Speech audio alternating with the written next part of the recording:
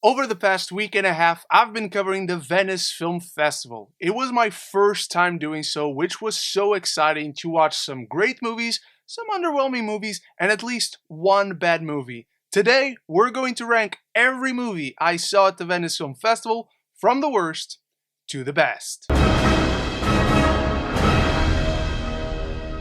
Welcome movie fans to the final video on my Venice Film Festival coverage. 2022 was the first time I attended and covered the Venice Film Festival. It was exhausting, but at the same time, very exciting. I watched a total of 13 movies and I didn't individually review them all, so there will be some surprises in this video. And like with any ranking video, this is not the right list, it's just my list. Part of what makes this fun is the subjectivity and the discussion that unfolds, so I need to know your thoughts on any and all these films. If you've seen them all, whenever you find this video, start the conversation in the comments below. Also, like I said, I individually reviewed most of these films, so there's a link in the description and also a link for the playlist right up here, which you can check out all my individual reviews for each of these films. So without any further ado, let's get started. Master Gardener easily comes in last place, an underdeveloped repetition of Paul Schrader's previous works where we follow a silent loner with a tragic backstory who's trying to find amends, and it feels so innately formulaic. It is the same thing we saw in First Reformed and we saw in The Card Counter so recently, where the film barely feels invested in telling this story. It has unclear story intentions, baffling attempts at humor, plenty of first draft worthy dialogue, and an unnecessary and pointless sense of depravity. Joel Edgerton does a competent job in carrying this film, but the film itself feels more interested in teasing characterizations and compelling ideas rather than actually exploring them. So this was an absolute slog. Dreaming Wild comes in at number 12, and you might be surprised at seeing this film below a certain other movie that I disliked at the film festival, but this just feels so forgettable and so conventional. There's a brief spark of creativity when the film turns into this documentary-style movie following the two brothers as they start to be in the spotlight again, and see how that affects Donnie Emerson. To see how Casey Affleck expresses the repression and resentment he has carried over the years due to everything he understands he took away from his family, from financial situations to their possessions in the farm, and how fractured a relationship between these two brothers really is. But the film never explores that fully through its entire story. There's a brief moment where it elevates itself, but everything else, it's competent, it's fine. The performances are so good, they feel in themselves more developed than the actual script of the film. Also, for a musical biopic, the music just isn't that good. I was always more interested in the family drama that was compelling, and when the film does focus on that for brief moments, that's when it elevates itself to a solid watch. But everything else is a lesser version than any other musical biopic we've seen before. Next up, we have Blonde, which turned out to be the most controversial movie of the festival, if not the entire year. The reason I place it above Dreaming Wild, it's because of the incredible technical artistry. The filmmaking in general, from the cinematography to the directing to the set design, the costumes, the makeup, everything is immaculate on the technical aspect. Ana de Armas is absolutely hypnotizing as Marilyn Monroe / Norma Jean, bringing the two facets to life with great nuance. The problem here is the source material. It is unnecessarily scathing and scandalous. It feels cheap and gratuitous exploitation of the suffering of a real life person with no grace or dignity given to its subject matter. Why that matters is because in this case, the subject matter is a real person. It uses this guise of being fiction as an excuse to add on to the real suffering and trauma of a real person, where it doesn't add any significant, insightful commentary, it doesn't introduce a new perspective, it doesn't do any of it with grace, which is a shame that the artistry on display cannot overcome what it is pulling from. But from a filmmaking standpoint, there's still a ton of quality here. But the way the film tells this story in such a unique, risky way cannot overcome the innately cheap, gratuitous, and exploitative source material. That for a Dollar cracks us into the top 10, and this is as old school as movies get in its sensibilities. It's not trying to be a serious, overly dramatic dark western. It's stylish, it's theatrical, it has this sense of levity and fun and tongue-in-cheek kind of sense of humor, and it moves fast. It doesn't have too much action, but when it's there, it's good. It doesn't have too much comedy, but when it's there, it's good. It's a film that feels somewhat in conflict with itself, but all those stylish sensibilities that Walter Hill brings to the table, the editing is so fast and moves the movie along so well. I wish it did have a little bit more time to breathe. There are points where the film can feel too segmented, and the characterizations are so much fun, but they could be better. The performances are wonderful. Willem Dafoe as a villain, Christoph Waltz as the ruthless but has a heart of gold kind of bounty hunter. They are wonderful when they're on screen together. I wish the film would have taken more of an advantage of having these two veterans on screen, but when it focuses in on the showdown of shootouts in this abandoned town, classic Western tropes, that's when the film really shines. Koji Fukada's Love Life comes in at number 9, and it's a very weird movie to describe because it is a very calming, soothing tragedy. The way the film kickstarts its story, it's harrowing. It's absolutely emotional. You feel immediately like you're placed at the center of it with these characters, and then you're just taken in to witness their process of grief. How the processing of grief by each of these individual characters affects those closest to them, but you never feel like you're allowed in. You're an outside observer. You're allowed to see what happens. You're not allowed to be immersed in what happens. You're not allowed to sink deep into the emotions of these characters. It allows these characters to have this moment of privacy, even as you're watching the story unfold. I thought there were some weird decisions when it came to the directing, when these characters are emoting, when they come to these big emotional moments where they have confessions and they argue with one another. There's never a raising of voice, but you're also never allowed to really see what they're feeling. A lot of this movie is just static shots that visually capture the natural beauty of Japan, one of the most beautiful countries in the world. There's a serene, calm nature to the way the story is told, which unfortunately diminishes the emotional impact of the film. The more it unfolded, I constantly admired the sensibilities this director brought to the table, but they never fully worked for me. At number 8, we have Noah Baumbach's White Noise. This was easily the most disappointing movie of the festival for me because I just love Noah Baumbach. And while it's not a bad movie, however, I went very positive on it. It's definitely one where its parts are great, but they don't necessarily make for a great whole. You have a family road trip amidst a giant apocalypse. You have an intimate marriage drama about betrayal and about drug addiction.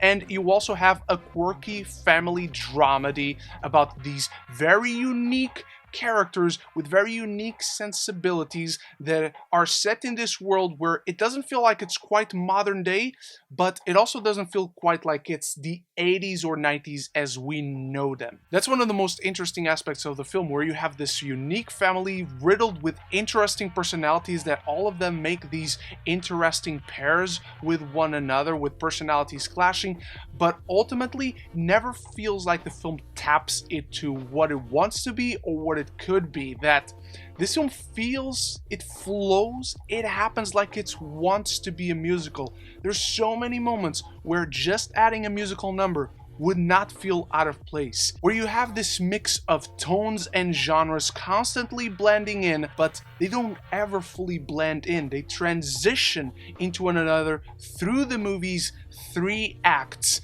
and it just needed something to blend them better together. I really like a lot of what this film goes for. I really like some of its jokes, I really like some of its comedy, I really like some of its very obvious messages, but I just don't feel that the whole is better than the individual parts. Alejandro Iñárritu's Bardo comes in at number 7. This is best described as Iñárritu's Belfast, but after you take some acid and go on this insane psychedelic trip. He takes all these visually mesmerizing, trippy shots where it's all filled with metaphors and hidden meanings as it transitions from scene to scene, where he brings his one-shot sensibilities as the story seamlessly moves from a metaphorical moment between characters to another metaphorical moment between characters, adding on to dialogue that is rich with hidden meanings and with double entendres that you have to decipher. It's a movie that is so self-indulgent in itself, with a very humble sense of humor to itself right from the beginning, but it can constantly feel like you're trying to catch up to what the film is trying to say. Running a 3 hours, it can naturally get exhausting because you're not just watching something that is clear. He never spoon feeds anything to you either, but it is too many layers at points. It constantly feels like it's so dense, it is so into itself and what it's trying to say and how it's trying to say it. Iñárritu, I don't think he feels too pretentious when making this film, but he certainly feels too much. He feels like he's making a movie for himself and not necessarily letting us in. However, at the end of the day, there are still some rich themes about family, success, balancing professional life and personal life, and how much it eats away at us through our entire lives as this man is on this existential crisis, looking back at everything he's accomplished and all the mistakes that come with that. There's a confliction inside this film, but ultimately I enjoyed what he was going for, just not necessarily how he was going for it. Tar sits just out of the top 5. This is Todd Field's first movie in 16 years, and it features one of the most powerful performances you will ever see on screen. Cate Blanchett is absolutely commanding at every single frame, and she is quite literally in every single frame of this film. Where in Bardo I felt it was very self-indulgent but never felt pretentious, this one feels quite pretentious in its storytelling, plus you're just following this absolutely horrible person. And while the film is very aware that this is a very horrible person, starting to see this downfall of her life, seeing everything around her crumbling down, while you're on this very self-indulgent and again very pretentious sense of capturing this entire story, you're more attached to the people that are affected by her rather than the story itself. It almost plays like a horror film at points, and I wish it would have delved more into that, but for a film that runs at 2 hours and 45 minutes, I believe, it completely rushes through its most important part, and that is the ending, which it absolutely does not nail. Up until then, however, it is an intriguing journey with an intensity to it in great part due to a performance that is bound to at least get an Oscar nomination. Don't Worry Darling cracks us into the top 5, the Olivia Wilde movie that has been caught in major controversy, but ultimately that controversy does not affect the movie whatsoever. This is not a flawless movie.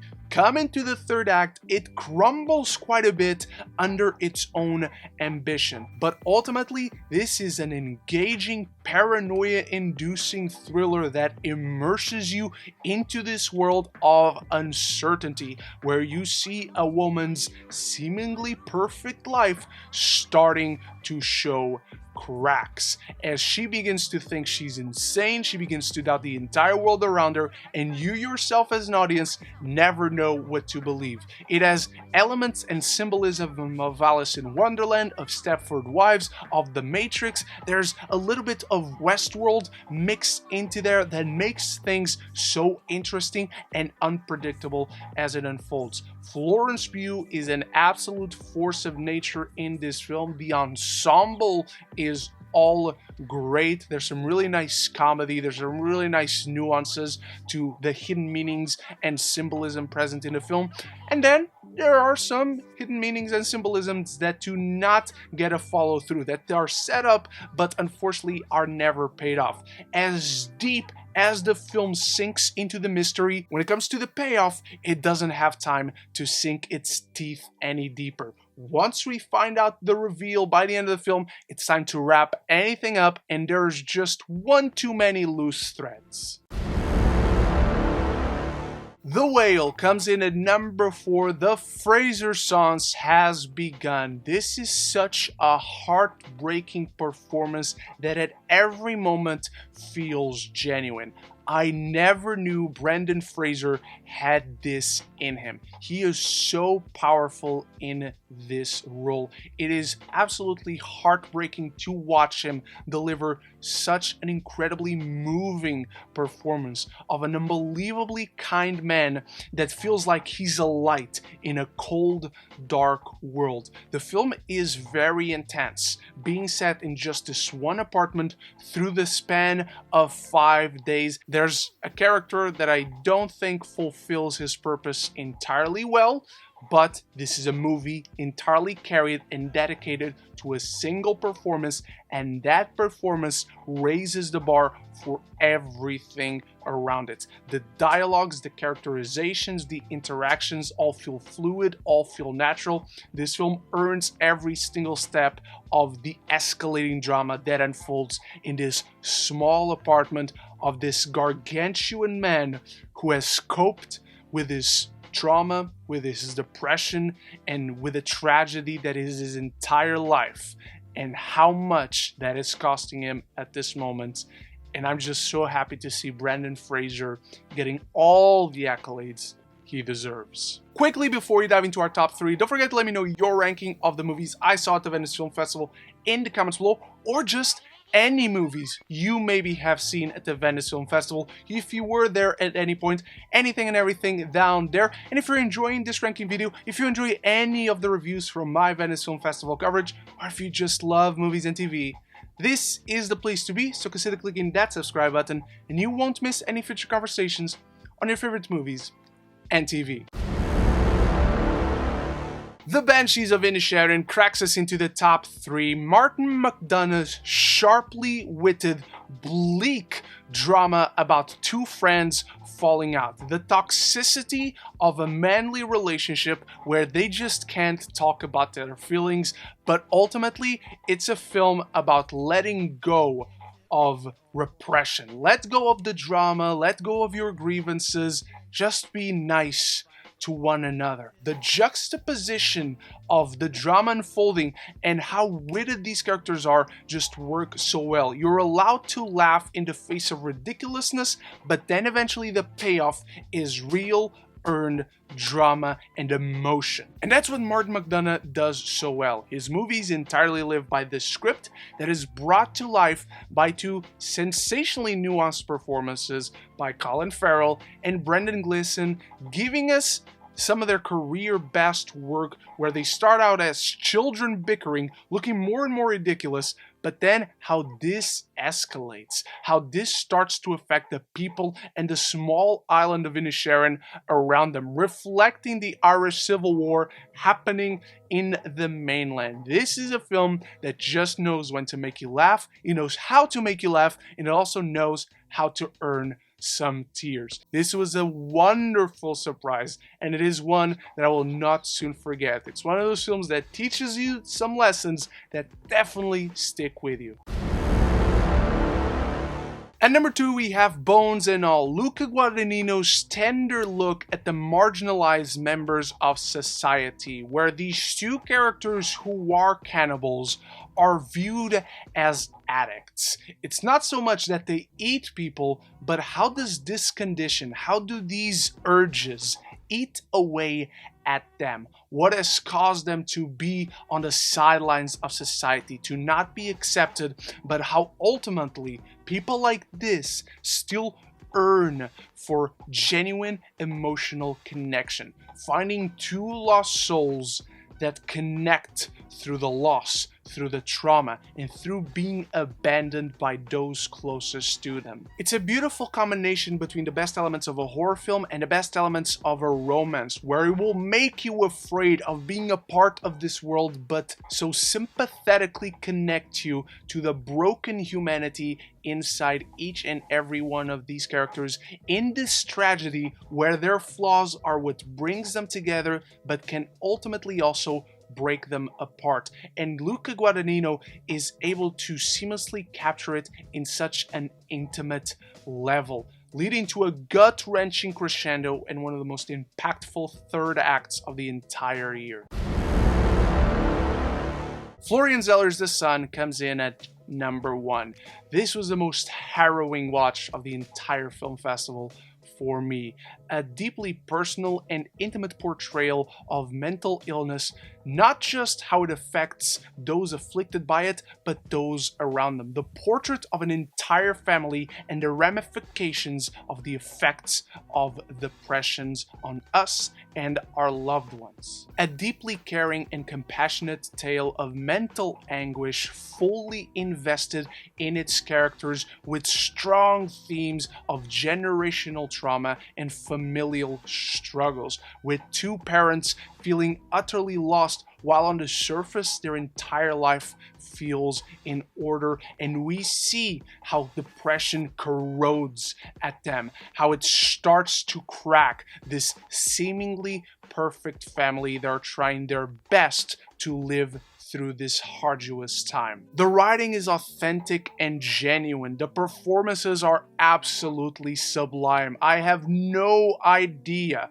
how Hugh Jackman cannot be nominated for such flawless work of a father afflicted by his own mistakes that doesn't see how much of what affected him as he grew up is now affecting his own son. It's a genuine portrait of family in all its best qualities and ugliest flaws, leading to a harrowing ending that had me absolutely weeping. It is one of the most emotionally investing and deeply affecting movies I saw this entire year.